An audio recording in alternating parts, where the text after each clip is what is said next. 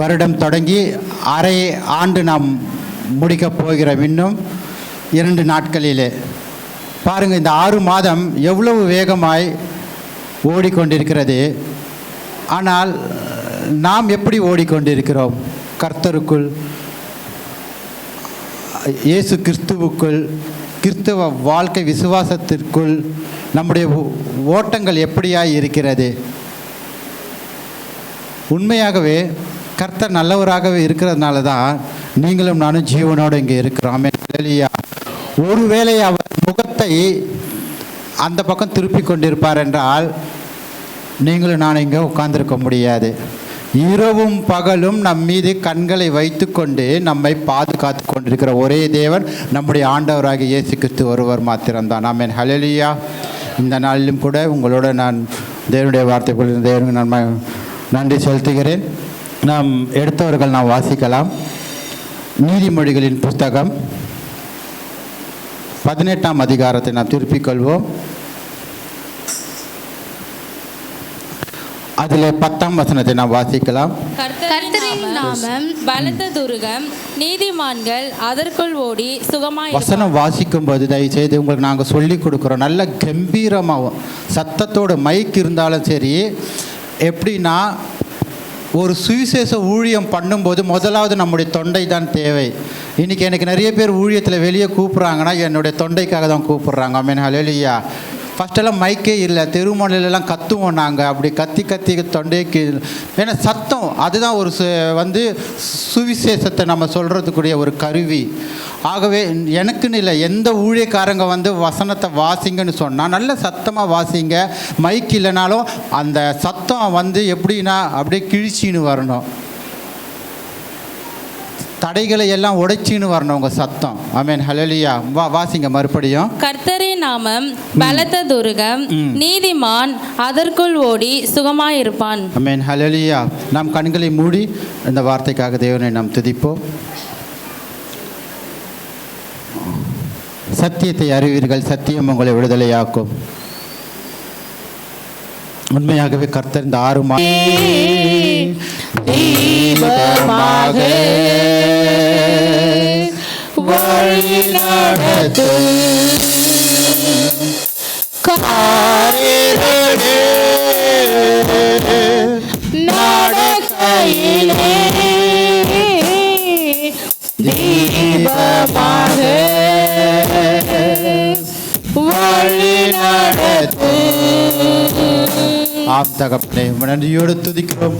காரிருள் சூழிடும் வேலையிலும் கூட உம்முடைய வசனத்தை கொண்டு எங்களை ஒவ்வொரு நாளும் வழிநடத்ததுக்காக ஸ்தோத்திரிக்கிறோம். இப்போதும் கர்த்தாவே, நீர் எங்களோடு பேசும், நாங்கள் கேட்கிறோம். இயேசுவின் நாமத்தின் மூலமாய் பிதாவே, ஆமென். ஹல்லேலூயா. ஹல்லேலூயா. இங்கே நாம் வாசித்தோம் நீதிமொழியின் புத்தகம் 18ஆம் அதிகாரம் 10ஆம் வசனத்தில் சாலமோன் சொல்லுகிறார், கர்த்தருடைய நாமம் பலத்த துருகம், நீதிமான் அதற்குள் ஓடி. துக்கமாக படுத்துப்பானா? துக்கமாக தங்குவானா? வேதனையோடு தங்குவானா? அழுதுகினே தங்குவானா? ஏனென்றால் அவன் எங்கே இருக்கிறான் என்றால் கர்த்தருடைய நாமத்திற்குள்ளாக இருக்கிற மனிதன் எப்படி இருப்பானாம்? சுகமாய் தங்குவான். ஆமென். ஹல்லேலூயா. கரங்களை தட்டி நாம் தேவனுடைய நாமத்தை மகிமைப்படுத்துவோமா?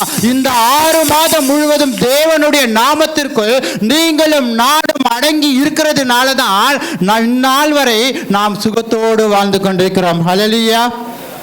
தேவனுடைய ஜனமே, வேதத்திலே நாமங்களை குறித்து 272 நாமங்கள் இருக்கிறது. மோசே ஒரு முறை கேட்கிறார், யெகோவாகிய கர்த்தரை பார்த்து, ஆண்டவரே, நீர் என்னை பார்வோனிடத்திற்கே அனுப்புகிறீர், உம்முடைய நாமம் என்னவென்று கேட்டால் நான் என்னவென்று சொல்லுவேன் என்று கேட்கிறார். உடனே அவர் சொல்லுகிறார், அவர்கள் என்னுடைய நாமத்தை கேட்பார்கள் என்றால் நீ போய் சொல்லு, நான் இருக்கிறவராகவே இருக்கிறேன் என்பவர் உன்னிடத்திற்கு என்னை அனுப்பினார் என்று சொல் என்று சொல்கிறார். நீங்கள் யாத்திராகமம் 3ஆம் அதிகாரம் 16ஆம் வசனத்தில் வாசிப்பீர்கள் என்றால் அது தெரியும். அதே வெளிப்படுத்தல் விசேஷத்தில் கர்த்தருடைய நாமம் அவருடைய வார்த்தை என்பதே என்று எழுதப்பட்டிருக்கிறது. ஆமென். நாமம் என்பது ஒரு பெயர், ஆனால் அது நிறைய நாமங்கள் உண்டு. உங்களுக்கு பலவீனமாக இருக்கிறீர்களா? அவருடைய நாமத்திற்கு போய் தஞ்சம் புகுந்து கொள்ளுங்கள். யெகோவா ராஃபா, சுகம் தருகிற தெய்வம். ஆமென், ஹல்லேலூயா. உங்கள் வாழ்க்கையிலே நீங்கள் தோல்விகளை சந்தித்துக் கொண்டே இருக்கிறீர்களா? அவருடைய நாமத்துக்கு போய் தஞ்சம் புகுந்து கொள்ளுங்கள். யெகோவா நிசி, அவர் உங்களுக்கு வெற்றி தருகிற தேவன். ஆமென், ஹல்லேலூயா. யார் தங்குவான்? நீதிமான் மாத்திரம் தாங்க தங்குவான். ஏனென்றால் துன்மார்கள் கர்த்தருடைய வழியை அறிய மாட்டார்கள். நீதிமான்கள் மாத்திரம்தான் கர்த்தருடைய வழியை அறிந்து கொள்கிறவர்களாய் இருக்கிறார்கள். நீதிமானுக்கு தெரியும், என் வாழ்க்கையிலே போராட்டங்கள், பிரச்சனைகள், பலவிதமான சூழ்நிலைகள் எதிர்ப்புறமாக என்னை தாக்கிக் கொண்டிருக்கிறது. ஆனாலும் கர்த்தருடைய நாமத்திற்கு நான் தஞ்சம் புகுவேன் என்றால், கர்த்தருடைய நாமத்தை நான் தேடி போவேன் என்றால், கர்த்தருடைய பாதத்திலே நான் அமர்வேன் என்றால், அந்த இடத்திலே எனக்கு சுகம், பலன், ஆரோக்கியம் எல்லாமே கிடைக்கும். எத்தனை பேர் இதை விசுவாசிக்கிறீர்கள்? ஹல்லேலூயா. உண்மையாங்க, என்னுடைய அனுபவத்திலேயே நான் சொல்ல வேண்டும் என்றால் நிறைய சொல்லிக்கொண்டே போகலாம். உங்கள் ஒவ்வொரு இடத்திலே நான் கேட்பேன் என்றால் நீங்களும் நிறைய சொல்லிக்கொண்டே போவீர்கள். நாட்கள் போதாது, காலங்கள் போதாது. யுகயுகமாய் இன்னும் பழைய ஏற்பாட்டு காலத்திலிருந்து புதிய ஏற்பாடு வரை எவ்வளவோ பேர் சொல்லுகிறார்கள் கர்த்தருடைய நாமத்தை குறித்து. அவர் யெகோவா ரூவா என்றால் அவர் என்னை நடத்துகிற தேவன், என்னை மேய்க்கிற தேவன். புல்லுள்ள இடங்களிலே அமர்ந்த தண்ணீர்கள் என்னை நடத்தி மேய்த்து வழிநடத்துகிற தேவன். அவர் யெகோவா ஷம்மா என்றால் என் கூடவே இருக்கிற தேவன். ஒவ்வொரு நாமங்களுக்கு பெத்தேலுக்கும் கில்காலுக்கும் சாமுவேல் ஒரு பெயரை வைக்கிறார். என்னவென்று? இம்மட்டும் உதவின எபனேசர் என்று சொல்லி அந்த இடத்துல ஒரு கல்லை வைக்கிறார். பெத்தேலுக்கும் கில்காலுக்கும் நடுவாக ஒரு கல்லை நிறுத்தி இம்மட்டும் உதவின எபனேசர் என்று. தேவன் நமக்கு எத்தனை உதவிகள் செய்திருக்கிறார், எத்தனை நன்மைகள் நம்முடைய வாழ்க்கையில் செய்திருக்கிறார். தேவனுடைய ஜனமே, கர்த்தருடைய நாமம் பலத்த துருகம், நீதிமான் அதற்குள் ஓடி சுகமாய் தங்குவான். ஆனால் இன்றைக்கி நிறைய பேர்கிட்ட சுகம் இல்லை, பலன் இல்லை, ஆரோக்கியம் இல்லை. காரணம் என்ன? அவங்க கர்த்தரை தேடி போகிறதே இல்லை. எந்நேரமும் உலகத்தை தேடிக்கொண்டே போகிறதுனால தான் அவங்க வாழ்க்கையில் சுகம், பலன், ஆரோக்கியமே எதுவுமே இல்லை. ஆனால் நீதிமான் அப்படி இருக்க மாட்டான். அவன் கர்த்தருடைய நாமத்தை நன்றாக அறிந்திருந்தபடியினாலே அவன் வாழ்க்கையில் எதையுமே சமாளித்து கொண்டு போய்கொண்டே இருப்பான். எதிர் நீச்சல் போட்டு கொண்டு போய்கொண்டே இருப்பான். ஆமென், ஹல்லேலூயா. அது ஊழியத்திலும் சரி, உலகத்திலும் சரி, குடும்பத்திலும் சரி, எந்த பொருளாதாரத்திலும் சரி, எதுவாக இருக்கட்டும், யெகோவா ஈரே எல்லாவற்றையும் பார்த்து கொள்கிற தேவன். ஆமென், ஹல்லேலூயா. தேவனுடைய ஜனமே, அவருடைய நாமத்தை நன்றாக நாம் அறிந்து கொள்ள வேண்டும். அவருடைய நாமத்தை நாம் நன்றாக புரிந்து கொள்ள வேண்டும். ஏசாயா 9:6 பிறப்பின் செய்தி ஒன்று வருகிறது. கர்த்தருடைய நாமத்தை குறித்து ஏசாயா சொல்கிறார். அவருடைய நாமம் அதிசயமானவர், ஆலோசனை கர்த்தா, நித்திய பிதா, சமாதான பிரபு, கர்த்தத்துவம் தோளின் மீது இருக்கும் என்று சொல்லிக்கொண்டே போகிறார். 6 நாமங்களை குறித்து. எத்தனையோ நாமங்கள். நீங்கள் ஒரு திட்டத்தை தீட்டும் போது, ஒரு திட்டத்தை வகுக்கும் போது கர்த்தருடைய நாமத்துக்குள்ளே நீங்கள் வருகிறீர்களா? ஆண்டவரே, உம்முடைய நாமம் ஆலோசனை கர்த்தா என்று சொல்லப்பட்டிருக்கிறது, எனக்கு ஆலோசனை தாரும், நான் என்ன செய்ய வேண்டும் என்று கர்த்தருடைய சமூகத்தில் நீங்கள் கேட்கிறீர்களா? ஒரு வீடு கட்டுவதோ, இல்லை உங்கள் பெண்ணுக்கோ, இல்லை உங்களுடைய மகனுக்கோ ஒரு பெண்ணை பார்க்கும்போது, பெண்ணுக்கு மகன் பார்க்கும்போது, மகனுக்கு பெண்ணை பார்க்கும்போது, அதாவது ஒரு விவாகத்துக்கு நீங்கள் அவர்களை முன்னிறுத்தும் போது கர்த்தருடைய சமூகத்தில் நீங்கள் ஆலோசனை கேட்கிறீர்களா? அவருடைய நாமம் ஆலோசனை கர்த்தார் என்பது சொல்லப்பட்டிருக்கிறது. ஆனால் நாம் என்ன செய்கிறோம்? நம்முடைய முடிந்த அளவுக்கு நம்முடைய பலத்தை திரட்டி கொண்டு நம்முடைய காரியங்கள் எல்லாவற்றையும் நாம் செய்து கொண்டு இருக்கிறோம். ஆனால் அங்கு ஒன்றுமே ஆசீர்வாதமாக இருக்க முடியவில்லை. ஆனால் அதே நீங்கள் கர்த்தருடைய நாமத்திற்குள்ளாக நீங்கள் வரும்போது, கர்த்தருடைய பட்சத்திலே நீங்கள் வரும்பொழுது உங்களுக்கு அது சுமூகமாய் தேவன் எல்லாவற்றையும் சகலமும் தேவன் என்ன செய்கிறார்? நன்மைக்கு எதுவாக மாற்றுகிறவராய் இருக்கிறார். ஹல்லேலூயா.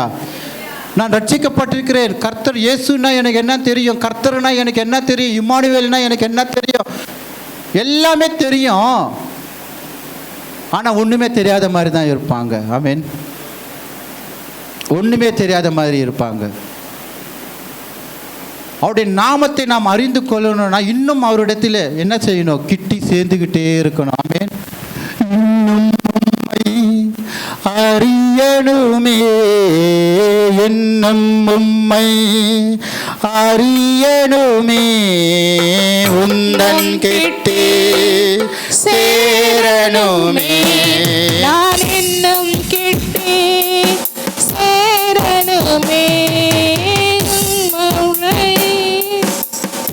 தேவ பிரசன்னம் ஹல்லேலூயா பிரசன்னம் பிரசன்னம் தேவ பிரசன்னம். அவருடைய பிரசன்னத்தை நாம் உணர்ந்து இருக்கணுங்க. கர்த்தருடைய நாமம் பலத்த துருகம், நீதிமான் அதற்குள் ஓடி சுகமாய் தங்குவான். சுகம் எங்குமே இல்லை, அவர்கிட்ட தான் இருக்கு. என்கிட்ட வாங்க, நானே உன் பரிகாரியாகிய கர்த்தர் என்று சொல்லியிருக்கிறாரு. நமக்கு எல்லாமே வசனம் எல்லாம் தெரியுது, ஆனால் நேரம் இல்லை. நிறைய பேர் சொல்லுவாங்க, பாஸ்டர் எனக்கு நேரமே இல்லை பாஸ்டர்னுவாங்க. எனக்கு ஒன்று மட்டும் புரிய மாட்டேங்குது, எதுக்கு தான் நேரம் இல்லை? வேலைக்கு போகிறதுக்கு நேரம் இருக்குது, சாப்பிட்றதுக்கு நேரம் இருக்குது, ஃபோனை பார்க்குறதுக்கு நேரம் இருக்குது. ஆனால் கர்த்தருடைய சமூகத்துக்கு மாத்திரம் வரும்போது மட்டும் நேரம் இருக்க மாட்டேங்குது. என்ன பரிதபிக்கப்படக்கூடிய ஜனங்களாக நாம் மாறிவிடக்கூடாது தேவனுடைய ஜனமே. நாட்கள் பொல்லாதவர்களானபடியால் காலத்தை நாம் பிரயோஜனப்படுத்தி கொள்ளணும். நமக்கு இருக்கிற நேரத்தில் கர்த்தருடைய சமூகத்தில், கர்த்தருடைய பாதத்தில் அவருடைய நாமத்தை நாம் இன்னும் அதிகமாய் அறியும் போது நம்முடைய வாழ்க்கை வெற்றி உள்ள வாழ்க்கையாக மாறும். நாம் எந்த காரியங்கள் செய்தாலும் அது ஜெயமாய் தேவன் மாற்றுகிறவராய் இருப்பார். ஆமென், ஹல்லேலூயா. நீங்கள் தானியேலின் புஸ்தகத்தை திருப்பிக் கொள்ளுங்கள், 6ஆம் அதிகாரம்.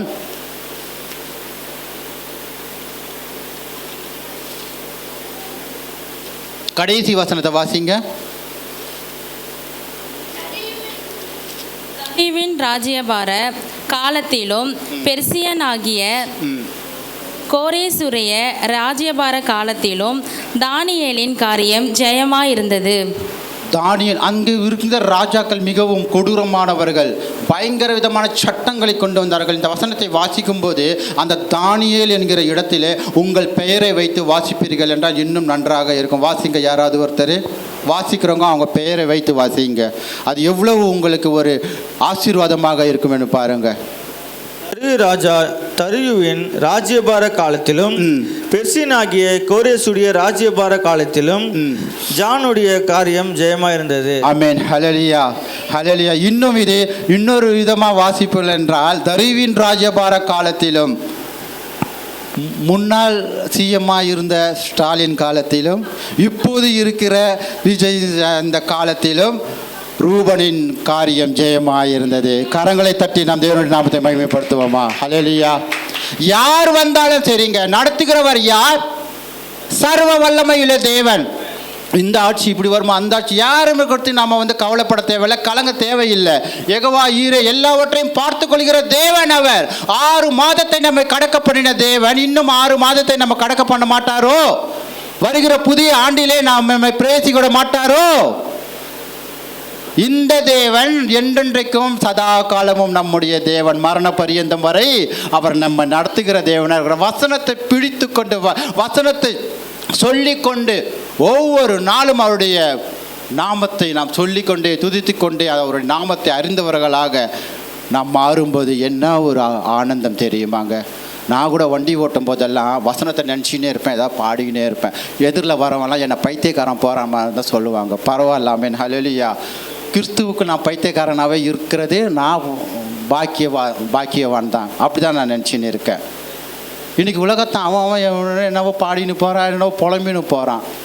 சில பேர் ஃபோன் பேசினே ப்ளூடூத்தில் போவாங்க, அப்படியே கோவமாக கையாலும் அப்படி இப்படி ஆட்டிக்கிட்டு எதிரில் போனால் அடித்தாலும் அடிச்சிடுவாங்க மாதிரி பேசின்னு போவான். அந்த மாதிரியெல்லாம் பேசின்னு போவாங்க. அப்போ தூரத்தில் பார்க்குறாங்க, என்ன இவனுக்குன்னா பைத்தியம் ஆயிடுச்சானுவாங்க. அந்த மாதிரி தான் உண்மையாக நான் வண்டி ஓட்டும் போதெல்லாம் அதிகமாக பாடல் பாடின்னு தான் ஓட்டிக்கினே போவேன். நான் தேவனுடைய பிரசன்னத்தை உணர்ந்துக்கின்னு எப்போவுமே அவருடைய அந்த கோட்டைக்குள்ளே அடங்கி, அந்த துருகத்துக்குள்ளே அடங்கி, அவருடைய நாமத்திற்குள்ளே அடங்கியே நான் போயின்னு இருப்பேங்க. நான் நீங்களும் அது போல் இருங்க. உங்கள் வேலை நேரத்தில் கூட சரி, எல்லாவற்றும் நேரத்தில் அவரை விட்டு நாம் தூரமே போகக்கூடாது. கர்த்தருடைய நாமம் பலத்த துருகம். தானியேலின் காரியம் ஜெயமாக இருந்ததாம். எந்த ராஜா வந்தாலும் சரி, அதுக்கடுத்தது வேற ராஜா ஒருத்தர் வந்திருக்காரு, அந்த ராஜா காலத்திலும் சரி தானியேலின் காரியம் மாத்திரம் ஜெயமாக இருந்தது. ஆமென், ஹல்லேலூயா. ஏன் ஜெயமாக இருந்தது என்றால் தானியேல் கர்த்தருடைய நாமத்தை அறிந்தவராய் இருந்தார். தானியேல் அனுதினமும் 3 வேளையும் ஜெபம் பண்ணுகிறவராக இருந்தார். சட்டத்திட்டங்கள் வந்தது, ஜெபம் செய்யக்கூடாது, ராஜாவை தவிர வேறு யாரையும் வணங்கக்கூடாது என்று சட்டம் வந்தது. அந்த சட்டத்தையும் மீறி வானத்தையும் பூமியும் படைத்த ஒரே தேவனை, உண்மையுள்ள தேவனை, உயிருள்ள தேவனை, ஜீவனுள்ள தேவனை நான் ஆராதிக்காமல் விடமாட்டேன், ஜெபிக்காமல் விடமாட்டேன், அந்த பக்தி வைராக்கியத்தின்படி தானியேல் இருந்ததுனாலே தான் சிங்கக்கபிலிருந்து தேவன் என்ன செய்தார்? உயிரோடு மீட்டார். நம்முடைய வாழ்க்கையிலும் கூட பல பிரச்சனைகள் வரலாம். பிரச்சனையை பார்த்து நாம் பயந்து போகக்கூடாது, பிரச்சனையை பார்த்து நாம் சோர்ந்து போகக்கூடாது. பிரச்சனைகள் தான் உங்களையும் என்னையும் பார்த்து பயந்து சோர்ந்து போக வேண்டும். ஆமென், ஹல்லேலூயா. இவங்கிட்ட மோதவே முடியாதுப்பா, இவங்கிட்ட பேசவே முடியாதுப்பா, இவங்கிட்ட ஜெயிக்கவே முடியாதுப்பா, ஏனென்றால் இவன் ஏசப்பாவின் பிள்ளை என்று சொல்ல வேண்டும். ஹல்லேலூயா. தேவனுடைய ஜனமே, அப்படி என்றால் கர்த்தருடைய நாமத்துக்குள்ளே நீங்களும் நானும் அடங்கி இருக்கணுங்க, அடங்கி இருக்கணும். அவருடைய நாமத்துக்குள்ளே தஞ்சம் போகணும், அரெஸ்ட் ஆகிடணும். நாம் ஒவ்வொரு நாளும் அனுதினமும் அவருடைய நாமத்தை அறிந்தவர்களாக, அவருடைய நாமத்தை பற்றி கொண்டவர்களாக மாற வேண்டும். 2 சாமுவேலின் புஸ்தகம் 22ஆம் அதிகாரம் 2-3 வசனங்களை வாசிக்கலாம்.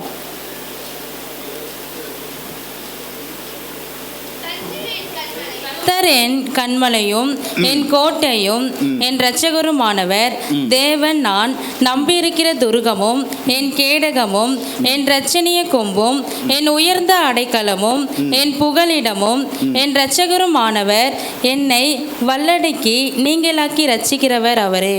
ஹல்லேலூயா. இங்கே நாம் வாசித்தோம், தாவீது ஒரு பெரிய அரசன் நமக்கு நன்றாக தெரியும். அவர் என்ன சொல்கிறார்? கர்த்தர், ஏனென்றால் அந்த நாமத்தை நன்றாக அறிந்திருந்தபடியாலே தாவீது சொல்கிறார், கர்த்தர் முதலாவதாக அவர் என் கண்மலையாய் இருக்கிறார். ஆமென், ஹல்லேலூயா. அவர் என் கண்மலை, அவர் மீது நான் இருக்கிறேன், அவர் எனக்குள் இருக்கிறார். அடுத்தது என் கோட்டை என்றாரு. அடுத்தது என் இரட்சகருமானவர், என்னை நாள்தோறும் ரட்சித்து கொண்டே இருக்கிறார். அவர் துக்கத்திலும் சரி, வியாதியிலும் சரி, வேதனையிலும் சரி, பலவீனத்திலும் சரி, எதிரிகளின் மத்தியிலும் சரி, ஒவ்வொரு நாளும் அவர் என்னை ரட்சித்து கொண்டே இருக்கிறார். அடுத்ததாக தேவன் தான் நான் நம்பி இருக்கிற துருகம், என் கேடகம். எல்லாம் ஒரு போர் ஆயுதங்களை குறிப்பிட்டு அவர் சொல்லுகிறார். ஒரு போர் வீரனுக்கு என்னென்ன ஆயுதங்கள் தன்னை தற்காத்து கொள்ள உதவுமோ அத்தனை ஆயுதங்களையும் அவன் கர்த்தருடைய நாமத்தை குறித்தே அவர் பேசிக்கொண்டிருக்கிறார். இங்கே தாவீது என் இரட்சணிய கொம்பு என்றார். அடுத்ததாக என் உயர்ந்த அடைக்கலம் அவர்தான், என் புகலிடமும் என் இரட்சகருமானவர், என்னை வல்லடிக்கு நீங்களாக்கி இரட்சிக்கிறவரும் அவரே. ஹல்லேலூயா. பாருங்க, அது நீங்கள் இந்த 22ஆம் அதிகாரம் வீட்டில் முழுவதும் வாசித்து துதித்து ஜெபித்து பாருங்க. உங்கள் வாழ்க்கையில் ஒரு அற்புதம் கண்டிப்பாக நடக்குங்க. 1ஆம் தேதி நீங்கள் 7ஆம் மாதம் முதல் நாளில் நீங்கள் பிரவேசத்துக்குள்ளாக ஆண்டவர் உங்கள் வாழ்க்கையிலே ஒரு கிரியை செய்கிறவராக இருப்பார். நீங்கள் இதே அதிகாரத்தில் இன்னொரு வசனத்தை வாசிக்க நான் விரும்புகிறேன்.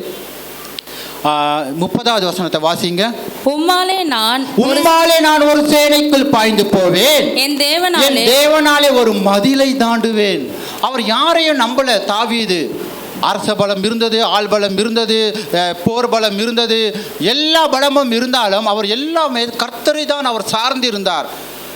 என் தேவன், என்னுடைய ஆட்கள் மூலமாக நான் வெற்றியை சுதந்திரத்துக் கொள்வேன், என் போரின் மூலமாக நான் ஜெயிப்பேன் என்று அவர் சொல்லவில்லை. உம்மாலே நான் ஒரு சேனைக்குள் பாய்ந்து போவேன், என் தேவனாலே நான் ஒரு மதிலை, மதில் என்றால் சுவர், சுவர் என்றால் பெரிய பெரிய மலைகள் போன்ற பிரச்சனைகளை தாண்டுவேன். எனக்கு எதிராக வருகின்ற எல்லா பிரச்சனைகளையும் நான் தாண்டுவேன் என்றாரு. ஏனென்றால் என்னை வல்லடிக்கு நீங்களாக தப்பிக்கிறவர் என் தேவனாகிய கர்த்தர் ஒருவரே. ஆமென், ஹல்லேலூயா. கொஞ்சம் நினச்சி பாருங்க, எத்தனை ஆபத்துகள் நம்முடைய வாழ்க்கையில், எத்தனை வியாதி, சரீரத்தில் அடிக்கடி வியாதி வந்து கொண்டிருந்தது. உண்மையாகவே சொல்ற, கர்த்தரை நாம் சரியாக நாம் பற்றி கொண்டிருப்பேன். தேவன் எகிப்தியர்களுக்கு வர பண்ணின வியாதியை நான் உங்களுக்கு வர பண்ணேன் என்று சொல்லியிருக்காரா? நீங்கள் நம்புவீங்களே நம்ப மாட்டீங்க. சரீரத்தில் எனக்கு பலவீனம் வரும், ஆனால் இதுவரைக்கும் எனக்கு இந்த 2 வருஷமாக ஒரு காய்ச்சலோ இல்லை ஒரு ஜலதோஷமோ எனக்கு வந்ததே கிடையாது. உண்மையாக கர்த்தருடைய ஜீவனை கொண்டு நான் சொல்கிறேன். ஏனென்றால் கர்த்தர் என்னை ஒவ்வொரு நாளும் தாங்குகிறார். அதுக்கேற்ற மாதிரி நான் என்னை பார்த்துக்கின்னு இருக்கேன். நம்ம தேவனுடைய காரியத்துக்கு சரியாக நாம் ஒப்பு கொடுக்கும்போது தேவன் நம்ம என்ன செய்கிறார்? சரியாக நம்மை பாதுகாக்கிறவராக இருக்கிறார். ஆமென். நாம் கர்த்தருடைய காரியத்துக்கு ஒப்பு கொடுக்க வேண்டும். உம்மாலே நான் ஒரு சேனைக்குள் பாய்வேன். தைரியமாக சொல்லலாங்க, கர்த்தர் என்னோட கூட இருக்கிறார். நான் ஒரு காரியத்துக்காக போகிறேன், அந்த காரியம் எனக்கு ஜெயமாக மாறப்போகிறது என்று சொல்லி உண்மையாகவே. ஏனென்றால் நம்முடைய தேவனுடைய நாமம் யெகோவா நிசி என்று சொல்லப்பட்டிருக்கிறது. யெகோவா நிசி என்றால் வெற்றியை தருகிற தேவன், ஜெயத்தை தருகிற தேவன். அவர் அடிக்கடி பலவீனப்படுத்திக் கொண்டீர்கள். நீங்கள் சொல்லி பாருங்கள், ஆண்டவரே உம்முடைய நாமம் யெகோவா ராஃபா என்று சொல்லப்பட்டிருக்கிறது, எனக்கு சுகத்தை தாங்க ஆண்டவர் என்று சொல்லி பாருங்கள். தேவன் சுகத்தை தருகிறவராய் இருப்பார். முதலாவதாக அவருடைய நாமத்தை நாம் அறிந்து சொல்லணுங்க. அவருடைய நாமமே நமக்கு தெரியலன்னா எப்படி நம்மளால் சொல்ல முடியும்? எதுவுமே முடியாது. அதாவது வேதத்தை நன்றாக படிக்க வேண்டும், வாசிக்க வேண்டும். உம்முடைய நாமம் என்ன? மோசே கேட்கிறாரு, நான் இருக்கிறவராகவே, எப்பா நான் மாறல, நான் நேற்றும் இன்றும் என்றும் இனிமேலும் சரி, நான் இருக்கிறவராகவே இருக்கிற தெய்வம் உன்னை அனுப்பினார் என்று நீ பார்வோனிட்ட போய் என்ன ஒரு சர்டிஃபிகேட், ஒரு விலாசம் கொடுக்குறாரு பாருங்க, அட்ரஸ் பண்ணுறாரு. அப்போ தான் மோசே தைரியமாக போகிறாரு. உங்களுடைய நாமம் என்னன்னு கேட்டால் நான் என்னத்தை சொல்ல, அவருடைய நாமத்தை அவருக்கே தெரியல, தெரிஞ்சுக்கின்னு போகிறாரு. இன்றைக்கி நிறைய பேர் தெரியாமல் இருக்காங்க. தெரிஞ்சுக்குங்க, அவருடைய நாமம் 272 நாமங்கள் இருக்கிறது, சொன்னால் நேரம் இல்லை. ஏசாயா 6 நாமங்கள் சொல்லுகிறார், 9:6. அது நமக்கு நன்றாகவே தெரியும் தேவனுடைய ஜனமே. ஆகவே இங்கே பாருங்கள், தாவீது இந்த 22ஆம் அதிகாரத்தில் நான் வாசித்த ஒவ்வொன்றும் அவர் கர்த்தரை எப்படியா அவர் வர்ணிக்கிறார், கர்த்தர் எப்படியா எனக்கு புகலிடமாக இருக்கிறார், தஞ்சமாக இருக்கிறார், எனக்கு பாதுகாப்பாக இருக்கிறார், எல்லாமே எனக்கு அவர் தான் சொல்லி சொல்லி சொல்லி அவர் துதிக்கிறாருங்க.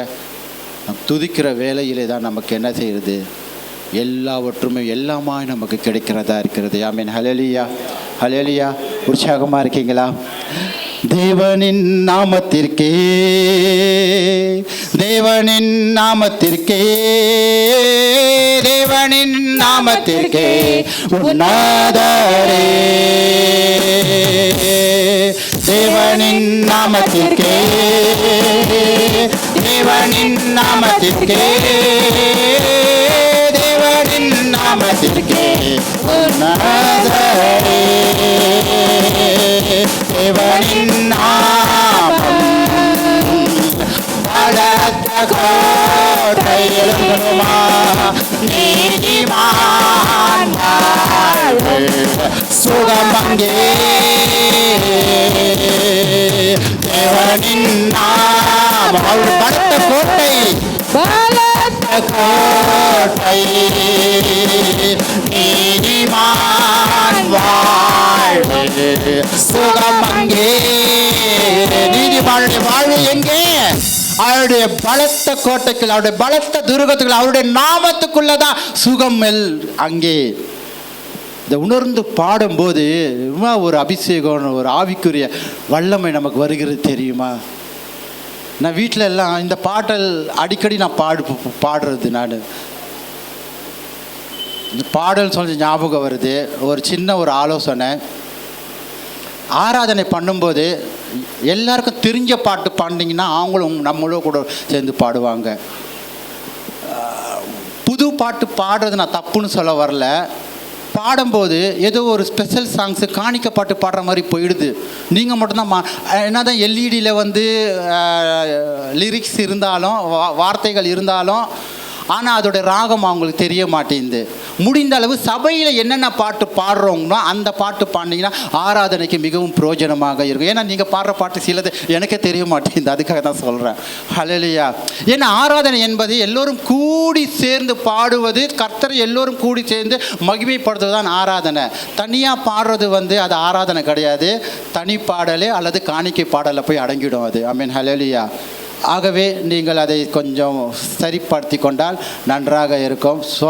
ரொம்ப நாளாக சொல்லணும்னு நினச்சேன்னா இப்போ தான் எனக்கு வாய்ப்பு, இந்த பாடல்னு சொல்லும் தான் எனக்கு ஞாபகம் வருது. புது பாடல் பாடுறது தப்புன்னு நான் சொல்ல வரல மறுபடியும், அதுவும் ஆவிக்குரிய பாடல் தான். இருந்தாலும் எல்லாரும் சேர்ந்து பாடுற மாதிரி அப்படிப்பட்ட பாடல்களாய் நாம் ஆயத்தப்படுத்தி பாடுவோம் என்றால். இன்னொன்று, பாடுகிறவர்கள் ஒரு நாள் முன்கூட்டியே உங்களை நீங்கள் ஆயத்தப்படுத்தி கொள்ளுங்கள்.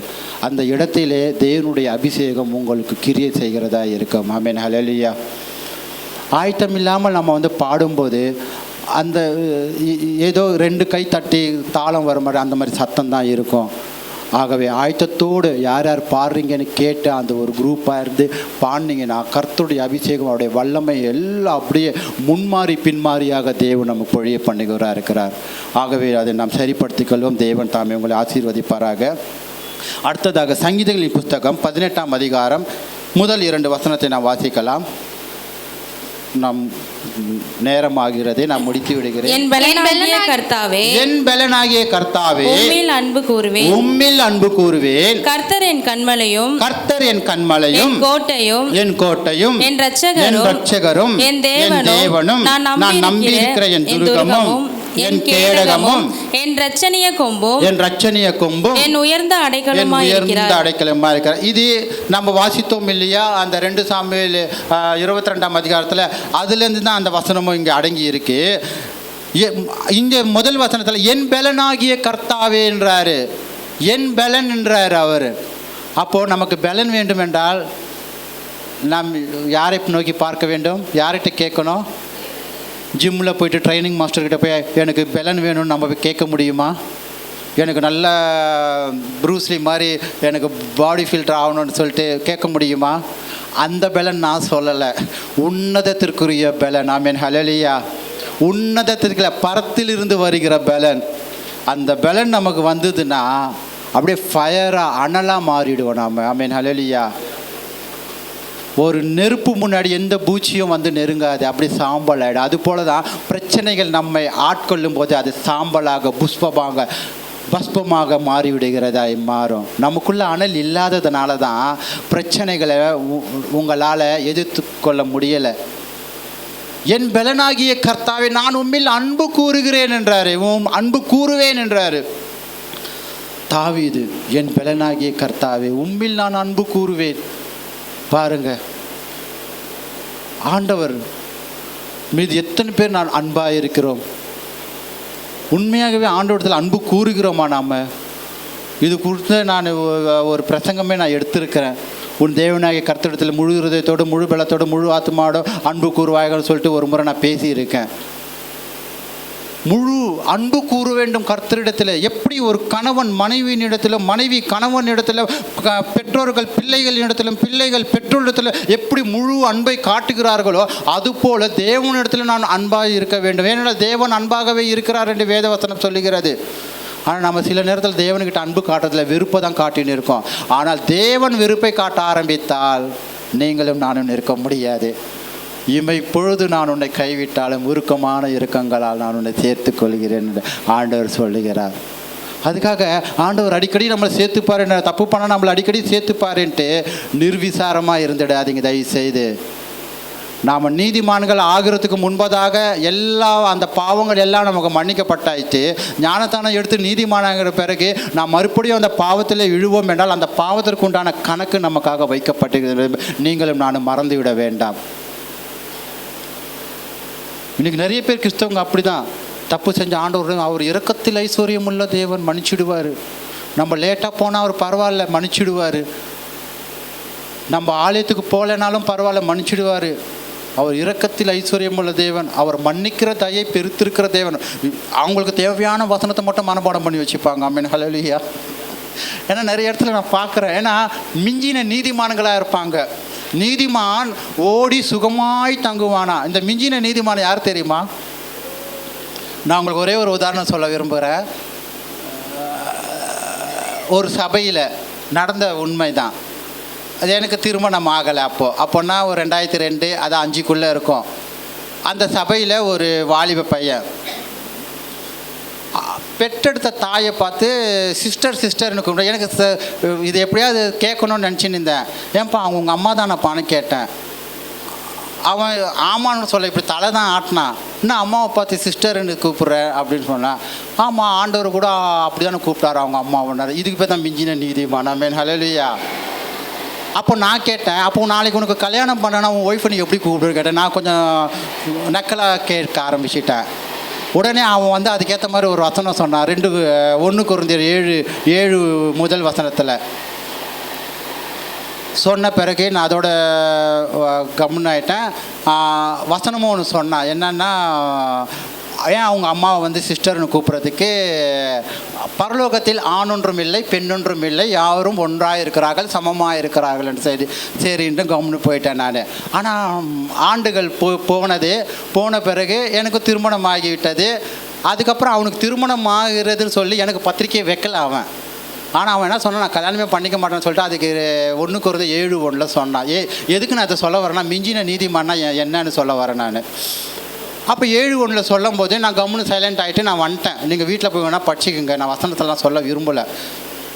அப்போ அவனுக்கு திருமணம் ஆகுதுன்னு நான் கேள்விப்பட்டேன். எல்லாரும் பத்திரிக்கை வச்சு தான் போவாங்க, ஆனால் நான் பத்திரிக்கை வைக்காமலே போனேன் நான். ஹல்லேலூயா. ரிசப்ஷனில் போய் நின்று அவன் என்னை பார்த்து அப்படியே தலையை தொங்க போட்டுக்கிட்டான். நான் ஒன்றும் இல்லை, கை குலுக்கி அப்படியே கட்டி பிடிச்சி அவன் என்ன 1:7:1 சொன்னானோ நான் அதே 1:7:9 சொல்லிட்டு நான் வந்துக்கினே இருந்துட்டேன். ஏன் இருந்தேன்னா, வசனம் வந்து ஆண்டவர் நமக்கு எல்லாத்துக்குமே சரியாக தான் கொடுத்துருக்காரு.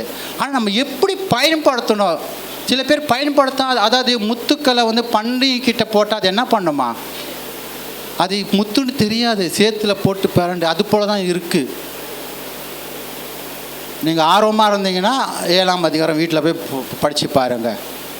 ஏன்னா கல்யாணமே ஆனால் நிறைய பேர் அப்படி தான் இருக்காங்க. மீசை எடுத்துடுறாங்க, தாடி எடுத்துடுறாங்க. கேட்டாக்கா சிறு பிள்ளைகள் போல இருங்கன்னு ஆண்டவர் சொல்லியிருக்காருன்னு சொல்லி. அப்போ நீ எதுக்கு மீன் கறி முட்டைலாம் சாப்பிட்ற? பாலம் பிரெட்டும் சாப்பிட வேண்டியதானே? எதுக்கெல்லாம் இதுதான் மிஞ்சின நீதிமானா இராதுன்னு வசனம் சொல்லுது. மிஞ்சிடுவாங்க. அப்படியே ஏசப்பாவை விட பர்ஃபெக்டாக மாறிடுவாங்க. அவங்கள மாதிரி யாருமே இல்லாத மாதிரி பேசுவாங்க. நீங்களும் நானும் அப்படி இருக்க வேண்டாம். ஆமென். ஹல்லேலூயா. கர்த்தர் தாமே உங்களை ஆசீர்வதிப்பாராக. என் பெலனாகிய கர்த்தாவே, நான் உம்மில் அன்பு கூறுகிறேன். கர்த்தர் என் கண்மலையும் என் கோட்டையும் என் இரட்சகரும் என் கேடகமும் என் துருகமும் என் இரட்சணியக்கமும் என் உயர்ந்த அடைக்கலமுமாக இருக்கிறார். உண்மையாக இந்த ஒவ்வொரு வசனம் சொல்லி நம்ம துதிக்கும் போது ஆவிக்குரிய ஆசீர்வாதமும் சரி, உலகத்துக்கான ஆசீர்வாதமும் சரி, தேவன நன்மை நம்மக்கிட்ட இல்லாமல் இருக்கலாங்க. எதுவுமே இல்லாமல் இருக்கலாம். ஆனால் நான் நன்றாக ஆராதிக்கிறேன், நன்றாக துதிக்கிறேன், வேதத்தை வாசிக்கிறேன், ஆலயத்தை செல்கிறேன். ஆனால் அவன் ஒன்றுமே இல்லை. அவன் நல்லா இருக்கிற மாதிரி நமக்கு தெரியும். ஆனால் தேவன் என்ன செய்கிறார்? சரியான நேரத்திலே நம்ம உயர்த்துகிறவராக இருப்பார். அவன் நல்லா தான் இருப்பான் பார்க்குறவன் நம்ம கண்ணு முன்னாடி பார்க்கும்போது. ஆனால் திடீர்னு காணாமல் போயிடுவான். உலக ஆஸ்தியெல்லாம் நிலை நிற்காது. தேவனுடைய அன்பு ஒன்று மாத்திரமே நிலை நிற்கிறதா இருக்கிறது. அவருடைய வார்த்தை மாறாதது. கர்த்தருடைய நாமம் பலத்த துருகம், நீதிமான் அதற்குள் ஓடி சுகமாய் தங்குவான். ஒவ்வொரு நாளும் நாம் ஓடி போய் தங்கணும். ஹாஸ்பிட்டலுக்கு போங்க நான் வேண்டான்னு சொல்ல, அதுக்கு முன்னாடி கர்த்தருடைய நாமத்துக்குள்ளே ஓடுங்க, போய் தங்குங்க, போய் கேளுங்க. ஆண்டவரே, எனக்கு இப்படி ஒரு பலவீனம், எனக்கு கண்ணு வலி, காது வலி, இல்லை எனக்கு உடம்புல இந்த இடத்துல வலியாக இருக்குது, எனக்கு வயிற்று வலியாக இருக்குது, எனக்கு காய்ச்சலாக இருக்குது, போய் சொல்லுங்கள் ஆண்டவர்கிட்ட. ஆண்டவர் உங்களுக்கு சுகத்தை தருவாருங்க. ஏனென்றால் யெகோவா ராஃபா சுகத்தை தருகிற தேவனாக இருக்கிறார். ஒன்றுன்னு சொல்லி நான்லாம் அப்படி தான். ஏன்னா வசனத்தை கேட்கிறவர்களாய் மாத்திரமல்ல, அதன்படி. ஆனால் நிறைய பேர் நடக்காததுனால தான் அவங்க வாழ்க்கையில் போராட்டங்களும் பிரச்சனைகளுமா இருக்கிறது தேவனுடைய ஜனமே. ஆகவே நான் ஒவ்வொரு நாளும் கர்த்தருடைய நாமத்தை அறிந்தவர்களாக, சாலமோன் சொல்லுகிறார், கர்த்தருடைய நாமம் பலத்த துருகம், நீதிமான் அதற்குள் ஓடி. நீதிமான் தான், எல்லாரும் கிடையாது. அப்போ நீங்களும் நானும் நீதிமானுங்கன்னா எத்தனை பேர் நீதிமான்னு சொல்கிறீங்க? கை தூக்குங்க. அவ்வளோதானே நீதிமான்களே. எப்போது இயேசு கிறிஸ்துவின் ரத்தத்தினாலே நீங்களும் நானும் கழுவப்பட்டோமோ அப்பொழுது நீதிமான் தாங்க. ஆமென். ஹல்லேலூயா. நீதிமான் யாருன்னு கேட்டாலே சந்தேகமாக பார்க்குறீங்க. உங்களெல்லாம் என்ன சொல்கிறது, அடிக்கிற வெயிலில் தூக்கி வெளியே தான் போடணும் போல். ஆமென். நீதிமான் தான் கர்த்தருடைய பாதையை அறிவாகும். நீதிமான் தான் கர்த்தருடைய வழியை அறிந்து கொள்ள முடியும். துன்மார்க்கர்கள் அறிந்து கொள்ள மாட்டார்கள். அவனுக்கு ஒரு பிரச்சனைனா அவன் கர்த்தருடைய பாதத்துக்கு ஓடி வருவான், போய் தங்குவான். ஏன்னா அந்த இடத்துல தான் சுகம், பலன், ஆரோக்கியம் எல்லாமே இருக்குன்னு சொல்லி அவனுக்கு தெரியும், அந்த விசுவாசத்தின் பாதையிலே. ஆகவே இனி வரும் நாட்களிலே நாம் ஒவ்வொரு நாளும் கர்த்தருடைய நாமத்திற்குள் தஞ்சம் புகுந்தவர்களாக, கர்த்தருடைய நாமத்துக்குள் அடைக்கலம் தேடினவர்களாக நாம் மாறுவோம் என்றால் நம்முடைய வாழ்க்கை சுபிட்சமாக இருக்கும். ஆமென். ஹல்லேலூயா. ஹல்லேலூயா. ஹல்லேலூயா. கர்த்தர் நாமம் என் புகலிடமே, கருத்தோடு துதித்திடுவே. கர்த்தர் நாமம் என் புகலிடமே, கருத்தோடு துதித்திடுவே. யெகோவா நீரே எல்லாமே பார்த்து கொள்வி. கரங்களை தட்டி நான் பாடுவோம் உற்சாகமாக. யெகோவா நீரே, அவர் எல்லாவற்றையும் பார்த்துக் கொள்கிறவர். உங்கள் தேவைகள், உங்கள் பிரச்சனைகள் எதுவாக இருந்தாலும் எல்லாவற்றையும் பார்த்துக் கொள்வார். ஆகவே நீங்கள் ஒன்றுக்கும் கலக்கப்பட வேண்டாம். கலங்களப்பா நாங்கள் கலங்களப்பா, அவருடைய நாமம் அறிந்தவர்கள். கருத்தோடு துதித்திடுவே. கர்த்தர் நாமம் என் புகலிடமே, கருத்தோடு துதித்திடுவே. யெகோவா நீரே என்னாலும் வெற்றி தருவீர். யெகோவா நீரே என்னாலும் விசுவாசத்தோடு பாடி பாருங்க. உங்கள் வாழ்க்கையிலே வெற்றியுள்ள வாழ்க்கையாக மாறும். உள்ளத்திலே உணர்ந்து பாடும்போது ஸ்தோத்திரமே ஸ்தோத்திரமே அப்பா ஸ்தோத்திரமே. கர்த்தர் நாமம் என் புகலிடமே, கருத்தோடு துதித்திடுவே. அல்லேலூயா. ஒருமுறை கோலியாத் பாளையத்தின் வாசலிலே நின்று கொண்டிருக்கிறார். ஒவ்வொரு நாளும் டெய்லி வந்து நிற்பானா. என் கூட யாரும் போட்டி போறதுக்கு யாருமே இல்லையா, என்னை எதிர்க்க நிற்க யாருமே இல்லையான்னு சொல்லி கோலியாத் வந்து அனுதினமும் வந்து நிற்பானா. நமக்கு அந்த சம்பவம் நன்றாக தெரியும், வேதத்தில் இருக்கிறது, கதை அல்ல, நிஜம். தாவீது ஒரு முறை அவங்களோட சகோதரர்கள் சாப்பாடு கொடுக்கும் போது அப்போ அங்கே விசாரிச்சு யார் இந்த மனிதன் ஏன் இப்படி டெய்லி கத்தின்னு கிடக்கிறான்னு விசாரிப்பு அங்கே இருக்கிறவங்க சொல்லுகிறாங்க, இவங்க கூட சண்டை போட யாராலும் முடியாது, எல்லாரும் இவனை பார்த்து பயப்படுறாங்க. ஆனால் அவன் மாத்திரம் பாருங்க, நான் போது ராஜா முன்னாடி போய் நிற்கிறான், சவுல் ராஜா முன்னாடி போய் நிற்கிறான், எல்லாம் பேசுகிறான், சம்மதம் வாங்கிக்கிறான், நான் போய் நிற்கிறேன்ட்டு. ஆனால் அந்த இடத்துல ஒரு வார்த்தை சொல்கிறான். நீங்கள் 1 சாமுவேல் 14ஆம் அதிகாரம் வீட்டில் முழுவதுமாக போய் வாசிங்க. அந்த இடத்துல அவன் ஒரு வார்த்தை சொல்லுகிறான், நீ நிந்தித்த இஸ்ரவேலரின் தேவனாகிய நாமத்தினாலே நான் உன்னிடத்தில் வருகிறேன். நீ ஈட்டியோடும் கேடயத்தோடும் என்னிடத்தில் வருகிறாய், ஆனால் நீ நிந்தித்த இஸ்ரவேலின் தேவனாகிய சேனைகளின் கர்த்தருடைய நாமத்தினாலே நான் வருகிறேன் என்றார். சேனைகளின் கர்த்தர் என்றால் நம்முடைய இதில் வந்து தமிழ் அர்த்தத்தில் வந்து இராணுவத்தின் தேவன். சேனைகளின் அங்கே தான் முதல்ல சேனைகளின் தேவன், சேனைகளின் கர்த்தர் என்று அந்த இடத்துல தான் ஃபஸ்ட்டு ஸ்டார்ட் ஆகுது. தாவீது அந்த இடத்துல யூஸ் பண்ணுறாரு சேனைகளினுடைய நாமம். அப்படி என்றால் பெரிய சேனைகளாக இருந்தாலும் சரி, தாவீதுக்கு வந்து என்னுடைய சேனைகளின் தேவனாய் கர்த்தருடைய நாமத்தினால் நான் வருகிறேன். நடந்தது என்ன? கோலியாத்தினுடைய கத்தியை வச்சே தாவீது என்ன செய்தார்? அவனுடைய தலையை வெட்டி போட்டார். யெகோவா நிசி, அவனுக்கு நன்றாக தெரியும் தாவீதுக்கு. இன்னும் பைபிளை பற்றி சொல்லிக்கிட்டே போகலாம், எவ்வளோ உதாரணங்கள் சொல்லிக்கிட்டே போகலாம், எல்லாமே நமக்கு தெரியும். அவங்களாம் எப்படி சுதந்திரத்தை கொண்டார்கள், எப்படி அவங்க ஜெயித்தாங்க, எப்படி அவங்க இது பண்ணாங்கன்னு நமக்கு நன்றாக தெரியும். ஆனால் நாம் தான் அதன்படி விசுவாசிக்கிறதில்லை, அதன்படி செய்கிறதில்லை, அதன்படி வாழ்கிறதில்லை. அப்படி செய்யாததுனால தான் நம்முடைய வாழ்க்கையில் சுகம் இல்லை, பலன் இல்லை, ஆசீர்வாதம் இல்லை, ஏதோ சாபத்தில் வாழ்கிற மாதிரி, ஏதோ ஒரு துக்கத்திலேயே வாழ்ந்து எங்கள் நாட்கள் எல்லாம் கதையை போல நாங்கள் கழித்து போட்டோம் என்று சொல்கிற வாழ்க்கை போல நாம் வாழ்ந்து கொண்டிருக்கிறோம். ஆனால் கர்த்தருடைய நாமத்தை அறிந்தவர்கள் அப்படி இருக்க மாட்டார்கள். திட நம்பிக்கையாக, திட தைரியமாக, விடிவெள்ளி நட்சத்திரங்களாக அவருடைய வாழ்க்கையாக மாறுவார்கள். தேவனுடைய ஜனமே, ஆமென். ஹல்லேலூயா, ஹல்லேலூயா. யெகோவா சாலோ சமாதானம் தருகின்றீர். யெகோவா சாலோ சமாதானம் தருகின்றீர். சோதிரமே அப்பா, சோதிரமே ஸ்தோத்திரமே அப்பா ஸ்தோத்திரமே கர்த்தர் நாமம் என் புகலிடமே